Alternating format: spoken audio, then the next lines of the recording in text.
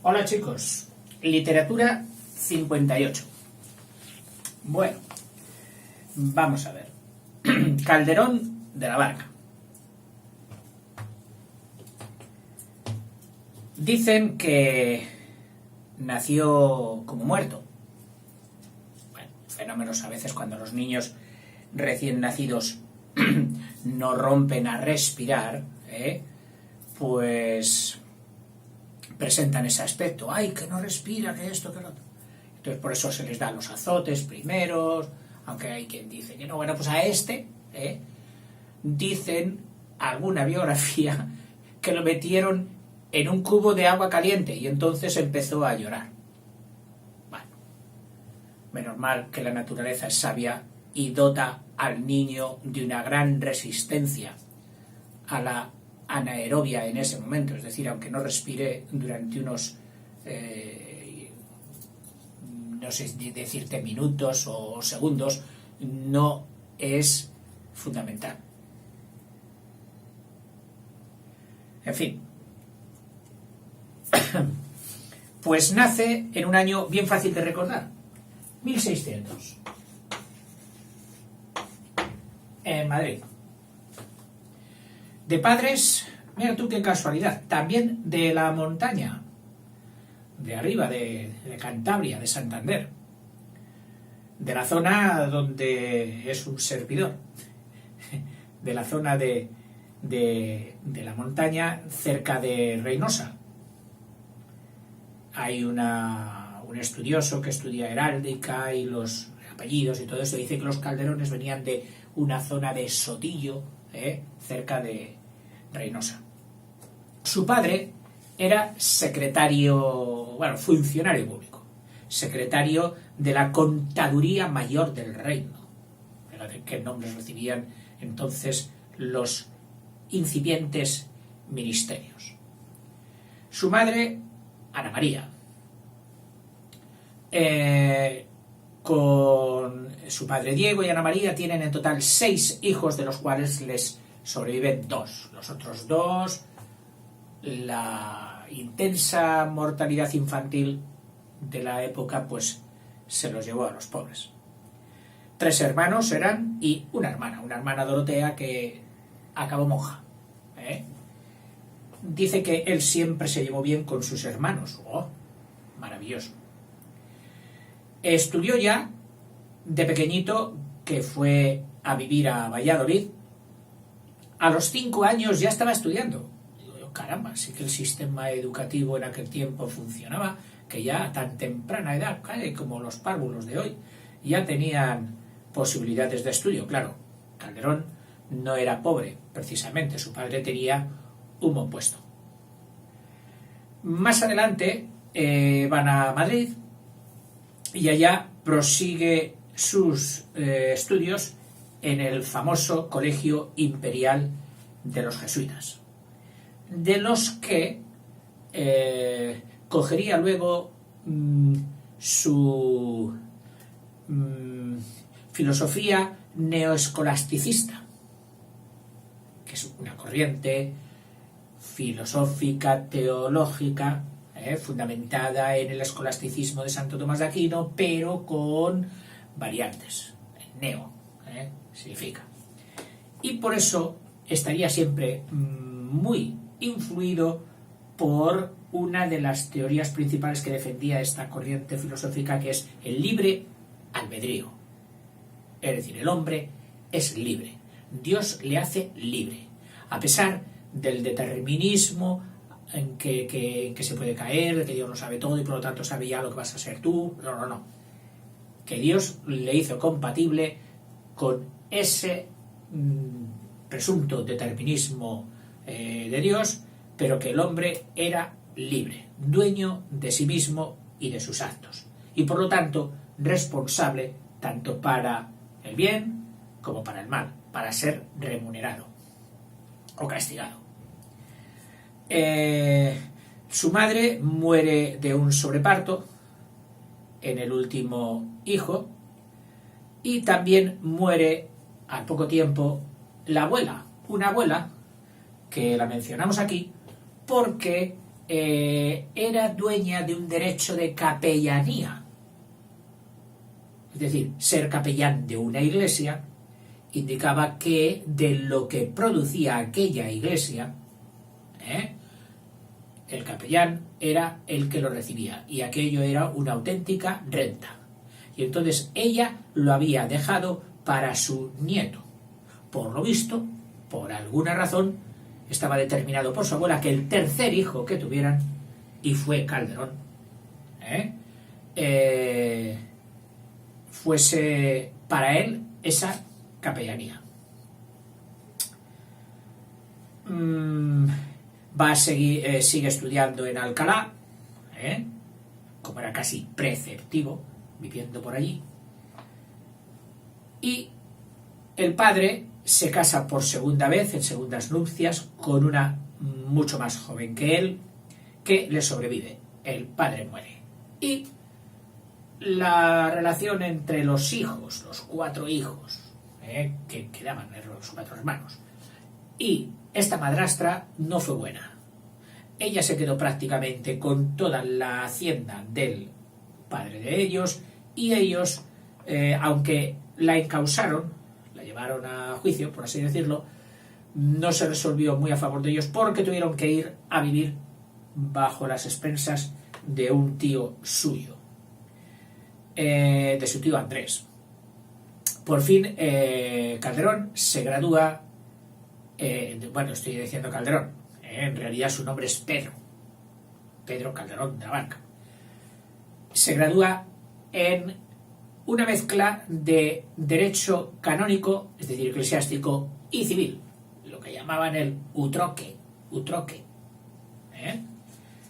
Pasa por apuros económicos, y no solo a apuros económicos, sino que se ve metido en litigios por razón de un homicidio del que, claro, no se sabe si sus hermanos estaban implicados o no. Entre los apuros económicos y litigio por este percance, él decide cambiar de vida y se mete en lo militar y se pone bajo el mando del duque de Frías y condestable de Castilla, y con él recorre pues Italia, Flandes, todas las posesiones europeas de España en aquellos momentos. Vuelve y sigue las penurias económicas, y entonces su hermano se ve obligado a vender el cargo que heredaron de su padre. Por lo visto eran cargos vitalicios, y lo vendió. Lo mismo que se traspasa hoy un negocio. Sí. Y con aquel dinero parece que resolvieron momentáneamente su economía. Tiene también problemas porque irrumpe el sagrado, es decir, se mete en una iglesia, lo cual estaba prohibido. No se podía meter en una iglesia para detener a un reo que se hubiera refugiado en ella, que eso era atenerse o acogerse a sagrado. Le perseguían a un malhechor, se metía en la iglesia, y de momento en la iglesia no se le podía tocar, había que esperar a que saliera para prenderlo. Un recurso temporal, pero que a muchos les daría tiempo para que se aclarase su situación o lo que fuera, cosas de la época. Y se mete precisamente en el convento de las Trinitarias, que mira tú por dónde quién estaba allí, la hija de Lope de Vega, que si recordáis se había metido a Trinitaria. Y entonces llega a oídos esto pues del mismo Lope y de sus adversarios, que ya los tenía, puesto que sus primeras obras habían sido relevantes, había hecho cierta fama. Lope sabía que le llegaría pronto su decadencia por edad, y que este jovenzuelo, Pedro, le quería mojar ya la oreja. Entonces, ¿qué ocasión más buena para decirle que se mete en sagrado y que no respeta nada y todo esto? Obtiene, se había hecho precisamente, ciertamente un poquito famoso, con objeto de la visita del príncipe de Gales, de Inglaterra en aquel momento, que el rey, para agasajarle, encargó una obra a Calderón, creo que se titulaba, la primera que le dio fama, Honor, Poder y no sé qué, tres nombres. Ahora me he olvidado. Disculpa, pero bueno, no es de las obras que luego pasaría a ser de las más relevantes. Pero aquella sirvió para romper el hielo y darse a conocer. Estamos ya en el reinado de Felipe IV. Eclipsado Lope, y ya estamos hablando de cuando él tenía unos 30 y tantos años, 33, 34, que nació en 1600, pues alrededor de los 30 y tantos años, pasa a ser el proveedor de comedias para los teatros de Madrid. No solo el Estrella y el Teatro Cruz, que eran los tradicionales, sino el nuevo teatro que el rey hace en el Palacio del Retiro, que manda construir un lago, yo no sé si será el mismo lago que existe en estos momentos o de la misma dimensión, pero fue cuando se hizo el lago, y aprovechaba que en unas barcas sobre el lago hacer una especie de teatro, una especie de escenario con tramoya y todo, que hacía que aquello fuera pues muchísimo más espectacular a la gente. Incluso había una especie de anfiteatro de graderío, de gradas, para ver esas representaciones, porque Calderón fue quizás el primero que agregó a sus obras la máquina, por decirlo así, fantástica, de la fantasía. ¿Cómo diríamos hoy? Los efectos especiales. Sí. Fue de los primeros que introdujo la música. Como que algunos han querido ver en él el primer zarzuelero de España, es decir, que puso ya obras de teatro en música. Bueno, tanto como zarzuelero, porque lo que entendemos hoy por zarzuela, sobre todo, es su carácter popular, costumbrista. Sus obras, las que puso música, no eran en absoluto populares y costumbristas, sino más bien mitológicas. Bueno, y se trajo los mejores escenógrafos del momento, que eran italianos. Los fichó y se los trajo aquí. Y él gozaba interviniendo y montando el escenario y los efectos especiales con ellos. Cuando digo efectos especiales, pues no sé, algo así como hacer una esfera grande, gigante, que luego se abre y aparece allí, pues no sé, una persona y qué bonito, luces, todo esto. Aunque las luces, claro, todo tenía que ser con antorchas, no había luz eléctrica, pero bueno, ellos se lo manejaban bien. Las famosas candilejas, que ahí vino luego la obra de cine. En aquel momento es distinguido por el rey con el hábito de caballero de Santiago. Ser caballero de Santiago, caballero de la Orden de Santiago, era quizás la distinción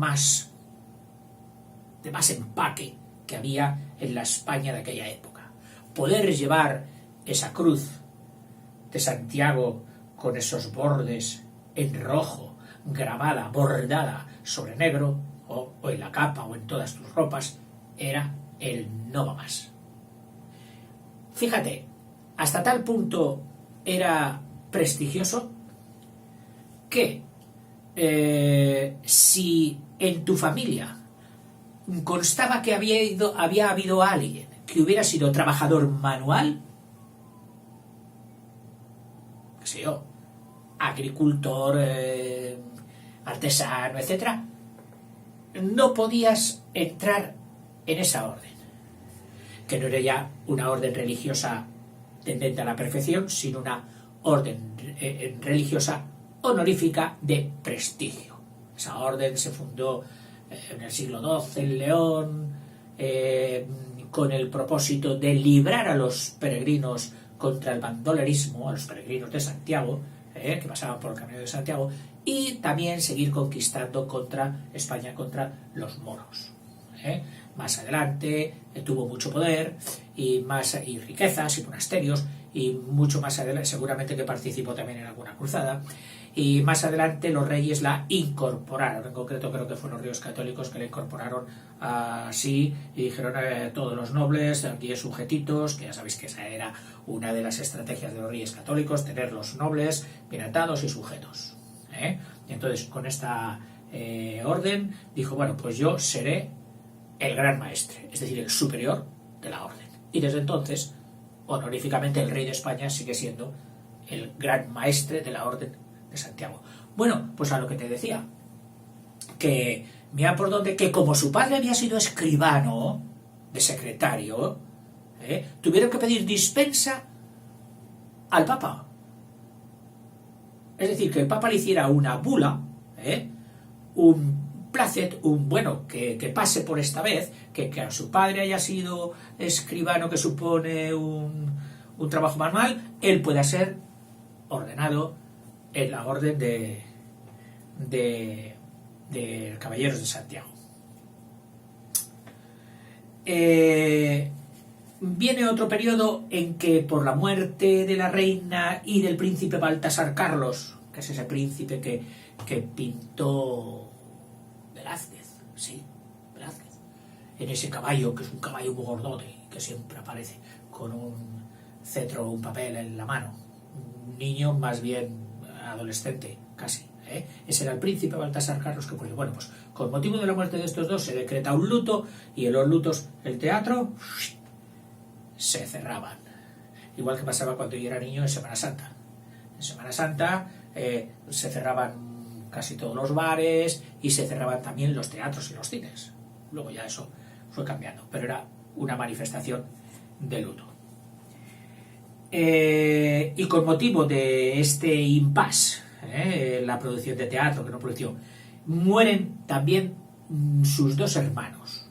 La monja no, mueren sus dos hermanos y nace su único hijo, que por cierto fue ilegítimo. Todo ello, estas muertes, el retirarse del teatro y tal, le da a él un cambio de rumbo. Un cambio de rumbo. Entra a trabajar de secretario del duque de Alba, se ordena sacerdote, igual que Lope, fíjate, ya a sus 51 años se ordena sacerdote. Obtiene la capellanía que le había dejado su abuelita, lo cual le da un esto, y se consagra prácticamente como el dramaturgo de la corte, pero él en su condición de sacerdote se dedica más bien a hacer autos sacramentales. Fíjate que de su producción hablaremos luego, que aproximadamente hay unas 150 comedias y 80 autos sacramentales, que ya explicamos un poquito qué era, pero bueno, volveremos a insistir cuando lo vea.